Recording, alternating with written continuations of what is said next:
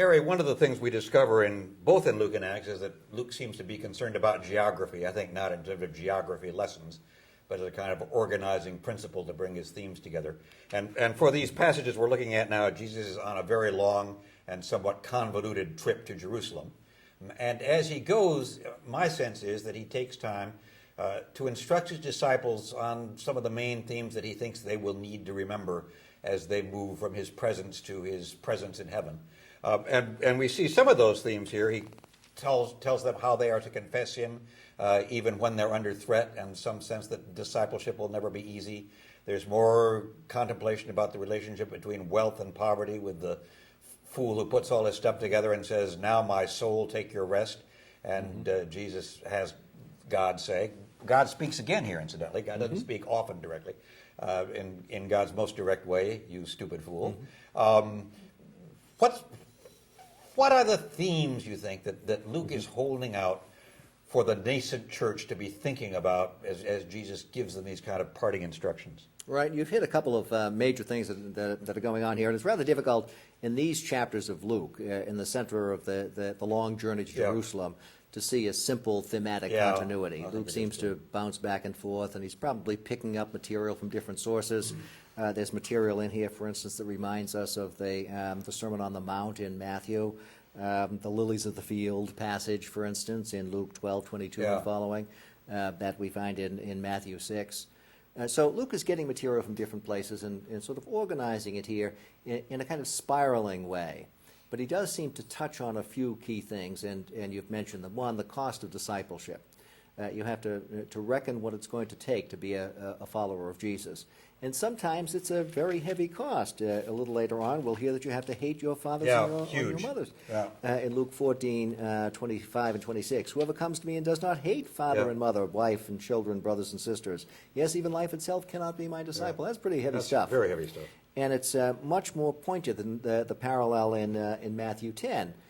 Which says, if someone loves father and mother more than me, you can't be my disciple. This is hugely different. This is one of those points where you begin to wonder which is the original version of Jesus saying, and I think the Lucan one is probably because it's easier to see why you'd want to tone it down than rather to make it. This has a little more punch.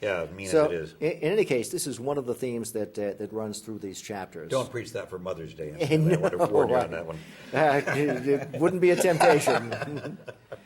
The other theme is wealth and poverty, and again, this is interwoven. And so we have the radical call in Luke 14:33 as part of one of these sections on the cost of discipleship. "So therefore, none of you can become my disciple if you do not give up all your possessions." That's pretty strong stuff. That's very strong stuff. And then, we'll have to keep that in mind when we see some examples of Jesus encountering sinners who've involved themselves in the misuse of wealth. And does he always articulate that call? That seems to be, in the Catholic tradition, would be called a counsel of perfection. Yes. Which is somehow to be qualified in a pastoral sense when you're actually dealing with concrete individuals. And in some ways, Luke exemplifies that tendency to have the strong ideal out there, but then to have what you actually do with it is somewhat more modest. Well, the John the Baptist things. Don't stop being a tax collector, but stop extorting money. Either that or Luke is just inconsistent. Right. Consistency being the hobgoblin of little Gospels. Right. You mentioned the parable of the rich fool, and that's certainly in Luke chapter 12. An example story, right? Hugely, keeping things in the right perspective and not investing yourself. Not that you can't have anything, but if you invest your soul in what you have, then you've lost it. And you can see how Luke, there's a bit of an artfulness in the way Luke juxtaposes some of these passages. So he takes the story of the rich fool, which we don't have in the other synoptic Gospels, and puts it right next to the don't worry about clothing, like the lilies of the field passage. So the two complement one another very nice. In a rather interesting way. And Jesus also reminds his disciples that, it's not easy going. You're going to cause some division. You are going to be setting some boundaries by following in my footsteps. People are not going to be all harmony and light around you. Exactly. In Luke chapter 12:49. I think part of it is we lose first century context so easily. I mean, my mother and my father and brothers and sisters all went to church with me. But when I talk to people in first-generation Christians, hate may be a strong word, but real family division takes place when one leaves Confucianism or Buddhism or any other religion or non-religion at all. The annoyed atheist parents whose son, in a case we both know, wandered off to seminary, they never did figure that out. Right. In any case, these themes will be picked up again in Acts, and the divisions that are caused by people who respond positively to Jesus' message is something that Luke will be concerned with throughout. Yeah, all the way through. Yeah. Okay, we've got this fascinating story in here about following and not following, which is a story of a banquet in the middle of chapter 14. Somebody throws a banquet, and then all the usual invitees, expected invitees, don't show up. And so what happens, and what does that mean for us in terms of Jesus' ministry and message? Here we have another one of Jesus' well-known parables, and we have it attested for us in three different sources, two in the canonical New Testament, here in Luke 14, and also in Matthew 22, and then also in the non-canonical Gospel of Thomas. And in each case, it seems to have a slightly different point, a slightly different focus, which illustrates the principle that we saw before of parables in particular having multiple possible meanings that can be actualized in different kinds of contexts.